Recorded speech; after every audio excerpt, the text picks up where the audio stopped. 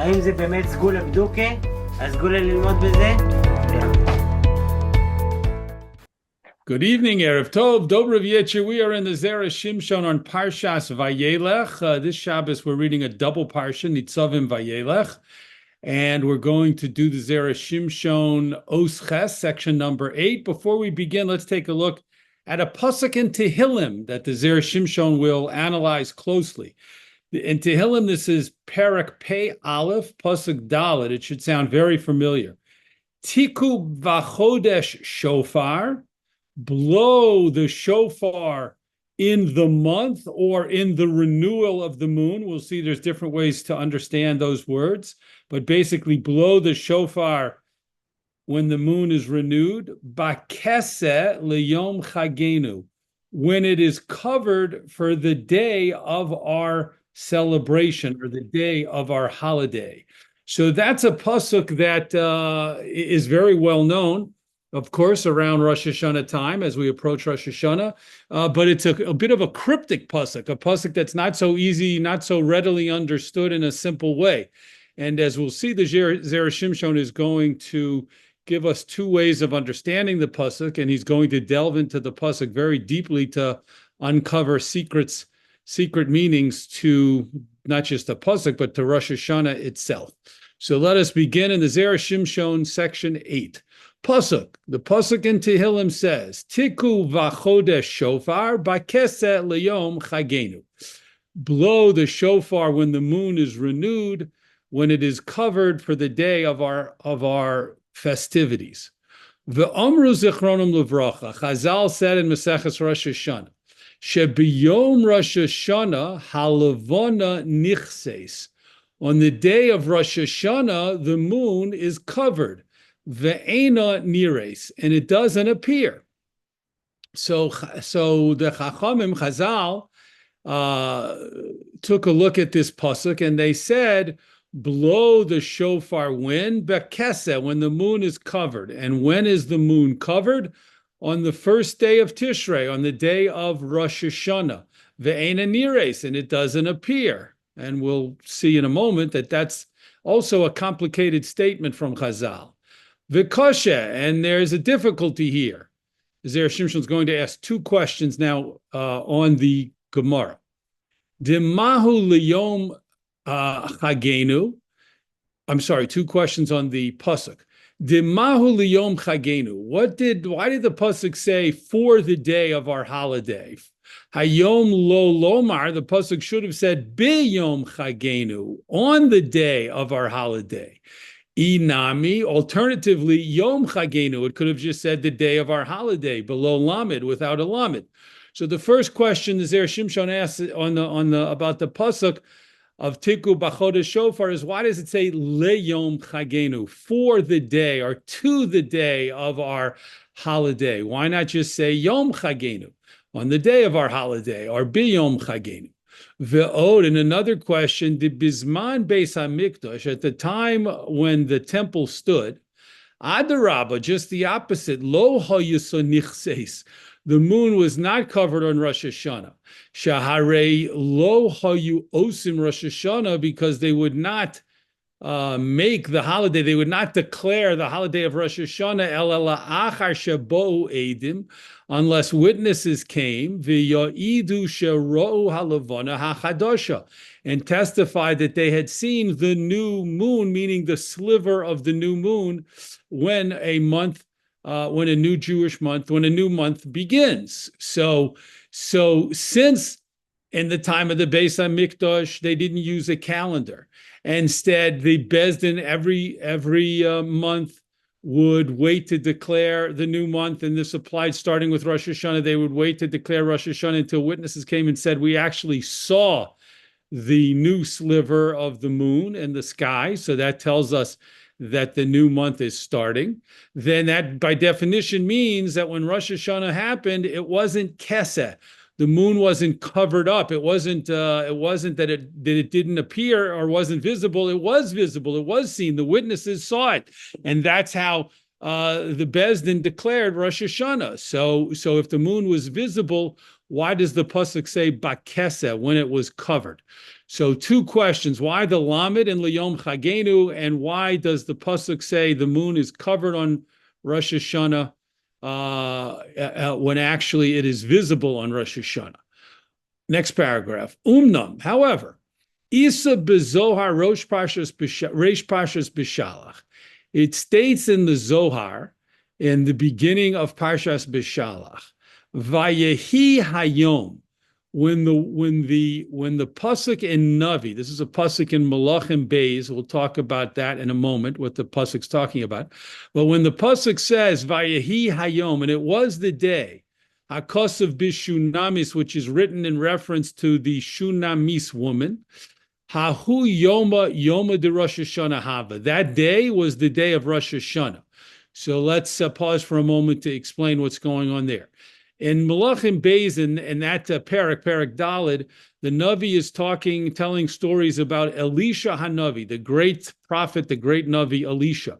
And one of the episodes there discusses Elisha's being given very, very special hospitality from an Isha Shunamis, a woman who was called the Shunamit woman. And he finds out that she's childless, and he blesses her, even though her husband is very old, he blesses her to have a child, and she's shocked by that bracha, but she in fact has a child, and then later the child dies and Elisha resuscitates him. But in any case, it uses the words, when Elisha comes to this woman's home, it uses the words Vayehi Hayom, and it was the day. And in the Zohar, it says that day was Rosh Hashanah.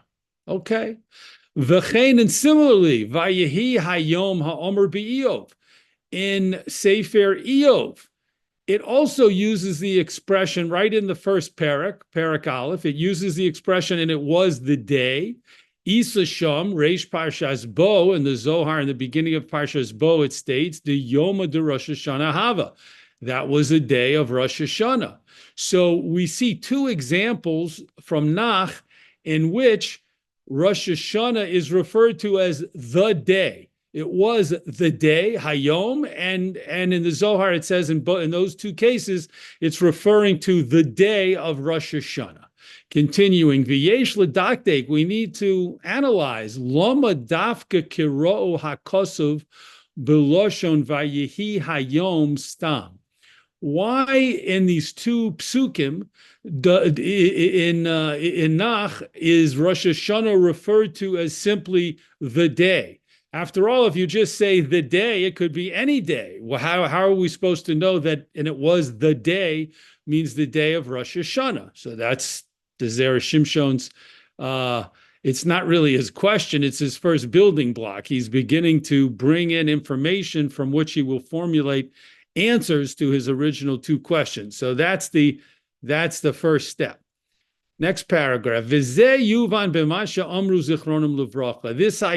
that Rosh Hashanah is referred to as the day may be understood by a statement from Chazal and the Medrash on Tehillim, Shebiyom Shishi Shel Brias HaOlam, on the sixth day of the creation of the world, Lo Hoya Bo Laila Acharav, there was no night after it. Now, if you've never heard this statement from Chazal, from the Medrash, then it's going to be quite shocking, quite novel and new and unusual.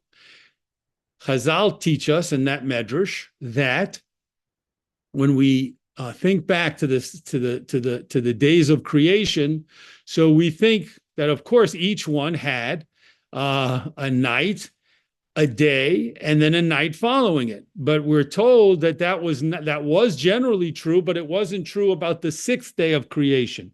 It started with a night, which of course followed the fifth day of creation. Then it was a night, then it was a day, but then after it there was no night, which means that the significance of that is that Shabbos started with daylight and not night. There was no Friday night to start Shabbos going back to the days of Bereshis. V'lochein, and therefore lo ksiv, it's not written vayehi erev vayehi voker yom hashvi'i. It doesn't say at all after the day of the seventh day of creation is described. It doesn't say Vayihi Erev Vayihi Boker, and there was an evening and there was a daytime for the seventh day. Even though it says those words for each of the other days of the Brias Olam, of the creation, it doesn't say those words for the day of Shabbos, Yom Hashvi, for the seventh day. Nimtza, we discover Shebiyom Shabbos Lo Hayabo Laila. On the original Shabbos, the first Shabbos during the days of creation, during the Brias HaOlam, there was no night. Meaning, as the Zera Shimshon, as he was quoted the statement in Chazal, meaning that the sixth day, the daylight was prolonged on the sixth day. It never turned to night, and it just went right into Shabbos. The Yadua, and it is known, and this is known meaning from the Zohar, Shebiyom Shishi HaYom Rosh Hashanah. It's known from the Zohar that the sixth day of creation was actually Rosh Hashanah, meaning that the first day when the world was created wasn't Rosh Hashanah, rather the sixth day of creation was Rosh Hashanah, Shenivra Bo Adam Harishon, because on that day, the sixth day of creation, Adam Harishon was created. It's true that the beginning of the creation of the universe was the first day, but Adam Harishon was created on the sixth day, and the Zohar tells us that day was in fact Rosh Hashanah. V'hoil she'oso yom nisarech, and since that day, the specific, that means the sixth day of creation, nisarech yoser mishar hayomim, its daylight hours were prolonged and lasted longer than on the other days. Mishum hachi nikra batorah b'shem hayom. That's why it's called the day. And we saw that illustrated in the two psukim, the one from Malachim Beis and the one from Eov, that the day was a reference to Rosh Hashanah, Stam, just the day. Behei Hayediyah, with the Hey Hayediyah, Hayom, that means the specific day, the unique day, the day that's different from other days. The original Rosh Hashanah on the sixth day of creation was a day that was unique and very special because it, unlike the other days, it had no night following it, and it had prolonged daylight. Uvazem matzinu remez, and in this we find a hint. Loma Rosh Hashanah Shnei Yomim, why Rosh Hashanah lasts for 2 days, is observed for 2 days. Af be'eretz Yisrael, even in Eretz Yisrael, Rosh Hashanah is the only holiday that is observed for 2 days. V'gam lom l'masha amru, and this is also a hint to what Chazal teach us, Yoma Arichtahu. Rosh Hashanah shouldn't be viewed as 2 separate days, but rather as one doubly long day, one very long day. So we're seeing here a very unusual and hard to understand idea, namely that the original Rosh Hashanah, which was the 6th day of the creation of the world, lasted, the daylight just kept going, and it went right into the daylight of the 7th day. There was no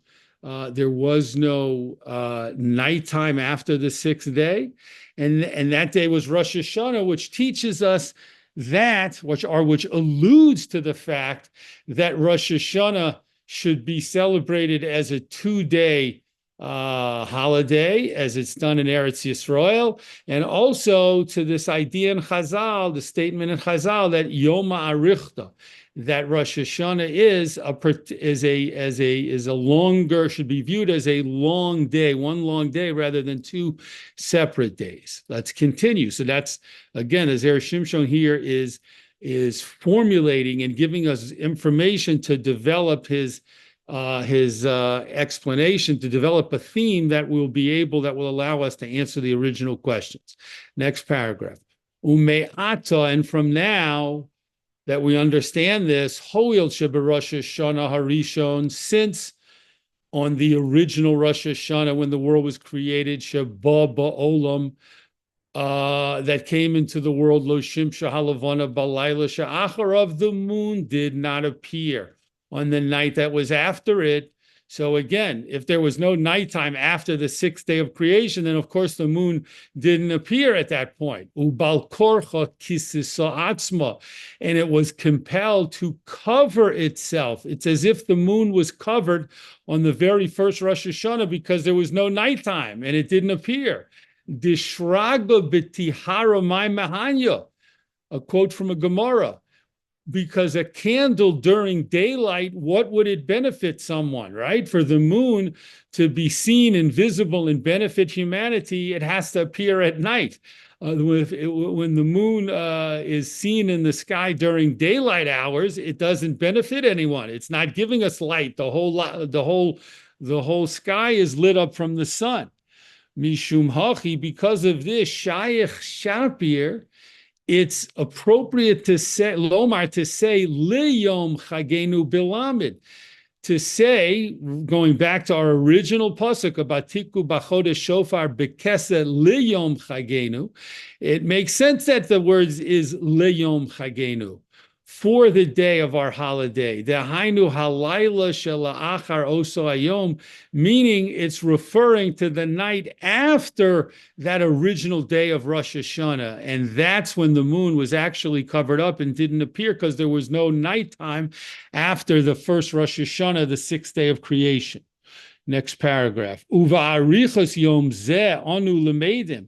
And the fact that this original Rosh Hashanah was extended in its daylight hours, we learn sheHaKadosh Baruch Hu rotze lehisnaheg, that Hashem wishes to accustom himself, to conduct himself, im briosov, continuing to the top of the next column, with his creatures, b'midas hachesed, with the attribute of kindness. Af bayom, even on the day shehuchan ladin, that was prepared for human beings to be judged, even on Rosh Hashanah, meaning even on Rosh Hashanah, Hashem wants to bring his chesed, his kindness to bear. Shaharei hayom romez lechesed, because daytime and daylight hints to kindness. Represents, symbolizes kindness. V'halayla romez ledin, and nighttime, darkness, symbolizes din, the judgment. V'heri chaor, and the light was prolonged for the very first Rosh Hashanah, dahainu hachesed, which is a reference to kindness, ubitel hachoshech, and it nullified the darkness that normally would have happened if there was a regular period of nighttime after the sixth day of creation. Shehu din. There would have been nighttime, but the light was extended to show that Hashem was nullifying din, or was having his chesed, his kindness, come in to dominate over the midas hadin. Umishum hachi, and because of this, tziva lanu mitzvahs tikiyah shofar, and because of this idea of chesed, of kindness, dominating and having more power than the midas hadin, that's why Hashem gave us the mitzvah of blowing the shofar. Shekavanoso levatel hadin, because the whole idea of the shofar is to nullify a judgment, umaorer harachamim, and to bring out Hashem's mercy, his compassion. The Omar, and so the pasuk says, Tiku bachodesh, blow the shofar when the moon is renewed. Klomar, this means to say, Afal pisha nischadsha halavana v'yeshna ba'olam. Even though, yes, it's true that the moon is visible on Rosh Hashanah, it's nighttime and we can see the moon, and the moon is present in the world during the nighttime, meaning on every regular Rosh Hashanah after the one of the Briat Olam when the moon was invisible. Im kol zeh, nonetheless, tiku shofar, blow the shofar, mishum de bakese leyom chagenu, because the original Rosh Hashanah, the moon was covered. She'ein hapirush shelo niris halavana. It doesn't mean that every Rosh Hashanah until today the moon doesn't appear. The moon does appear. Ela hapirush hu kemoshe katzavnu, but the explanation of those words that the moon is covered is, as the Zera Shimshon said, as we've explained, as we've written, which means it's a reference back to the original Rosh Hashanah when Hashem taught us the critical, the vital lesson that Hashem's chesed on Rosh Hashanah, Hashem's kindness, overpowers and dominates Hashem's midas hadin, his attribute of strict judgment. And that's why the moon wasn't visible for the original Rosh Hashanah, but that same lesson is true every Rosh Hashanah, even when the moon is visible. Nonetheless, Hashem wants us to always remember that his chesed, his kindness, dominates his din on Rosh Hashanah. Next paragraph. V'im zeh, and with this, yuvan hakosov, another pasuk in Tehillim can be understood. Ashrei ha'am yodei serua. Praiseworthy or happy are the people who know and understand the sound of the trua, the sound of the trua from the shofar, v'chuli. Shekeshem yodim lechavein sodas hashofar. That means that when the Jewish people know and understand the secrets of the shofar, yizku lehanos, they will merit to benefit me'oso ha'or, from that special light shehoyu ba'olam b'Rosh Hashanah harishon, that was in the world for the very first Rosh Hashanah. V'zehu shesiyim. And this is what the pasuk is referring to when it concludes, Ba'or panecha yahalechun, and the light of your countenance they will walk.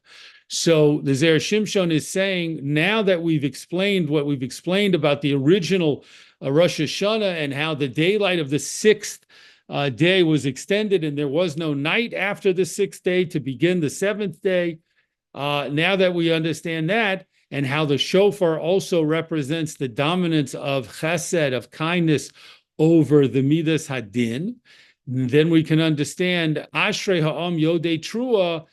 Happy are the people who understand the trua, meaning they understand what the shofar, the blowing of the shofar represents. It represents Hashem's chesed dominating the midas hadin, and the end of the pasuk, Ba'or panecha yahalechun.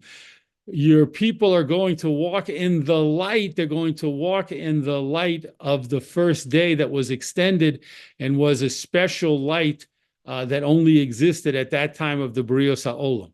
Next paragraph. V'yesh ledaktek, and we need to analyze on that pasuk, Mahu yehalechun. What does it mean they will walk? The ma inyan halicha im ha'or. What's the connection between walking with light? What did that pasuk in Tehillim mean when it said they will walk in the light of Hashem's countenance?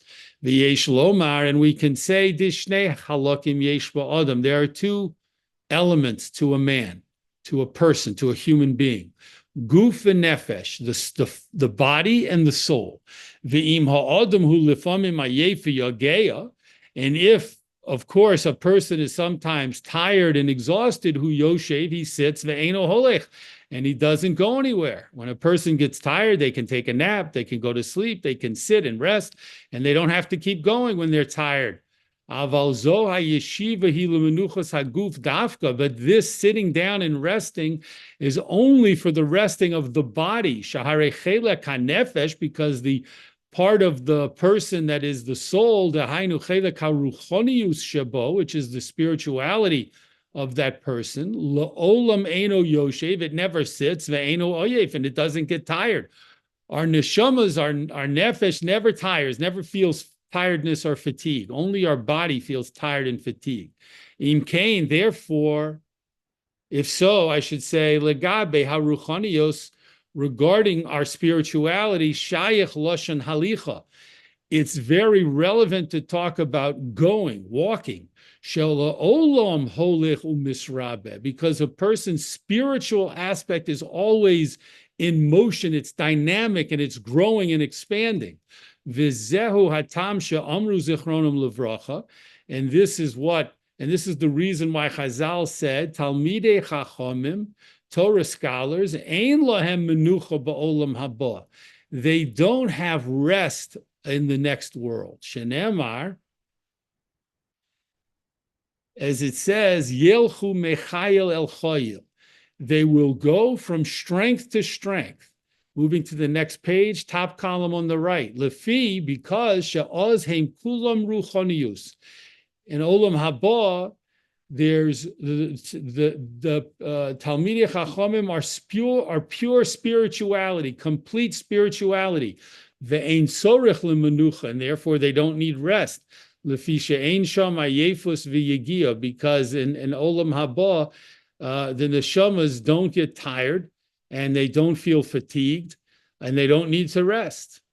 Next paragraph. V'chein hirgilu Chazal lomar, and similarly Chazal were used to say, Lashon halacha b'chol haTalmud.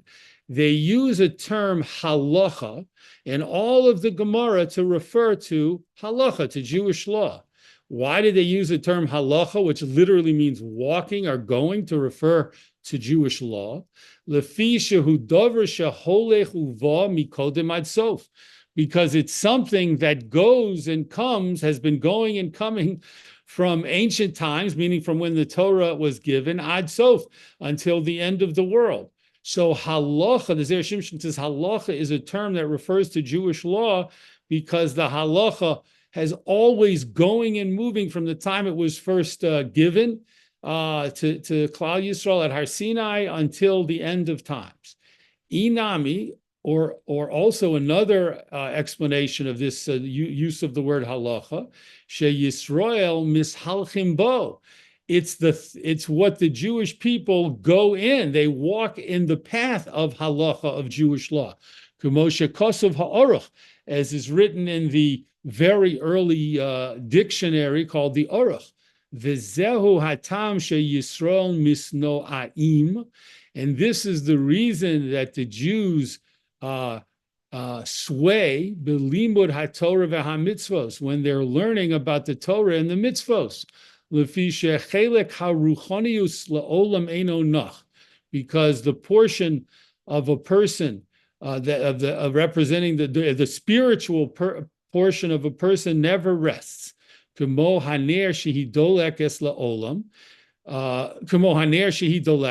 a candle that is lit. It's always moving and swaying.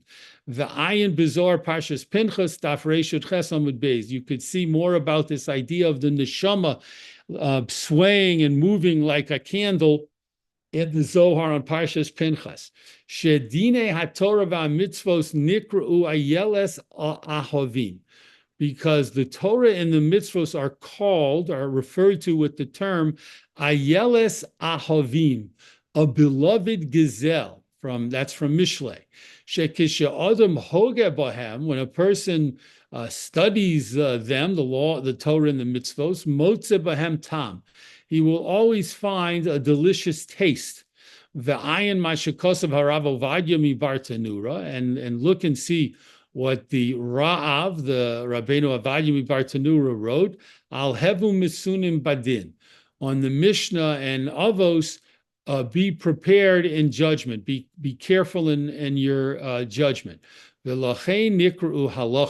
that's why laws are called halachos, which literally means walkings or goings. Because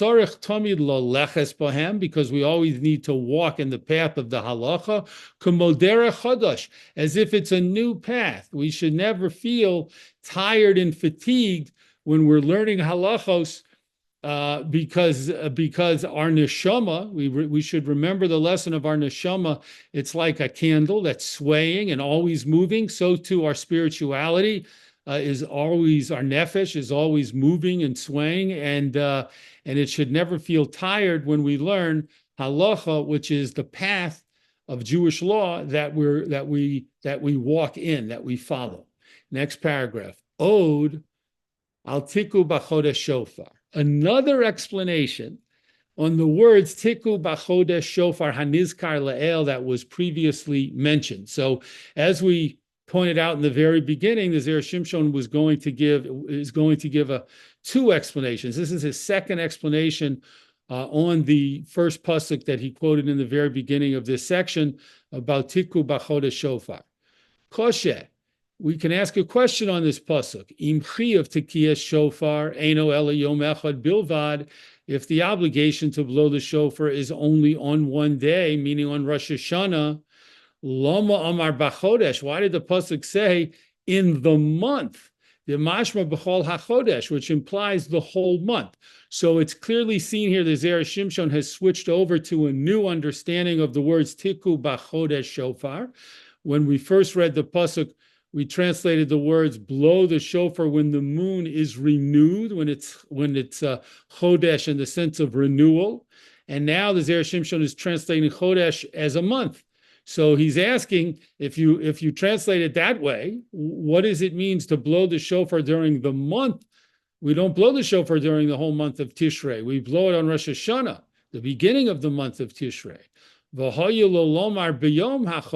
pasuk should have said on the day of the month, on the first day of the month, we blow the shofar. Ella amrinan b'medrash, but we say in the medrash al pasuk, on the pasuk b'chodesh hashvi'i bechad lachodesh, when the Torah talks about the celebrating, observing Rosh Hashanah in the seventh month, on the first day of the month, when the Torah says that, the Medrash comments, Ashrei ha'am yodei serua, happy or joyous are the people who know the sounds of the shofar and understand its meaning. V'chi'ein umos ha'olim yodim leharia, and the Medrash asks, don't the nations of the world know how to blow a shofar? After all, nowadays, it's pretty unique that the Jewish people blow the shofar, but in ancient times, that's what people did when they wanted to call groups together, when they wanted to make different types of sounds for different purposes. They would blow a shofar, a ram's horn, or another kind of horn from an animal. So, don't the nations of the world know how to blow the shofar? Why does the pasuk say only the Jewish people understand the shofar? What the pasuk means is that Klal Yisrael knows how to appease their Creator with the sounds of the shofar.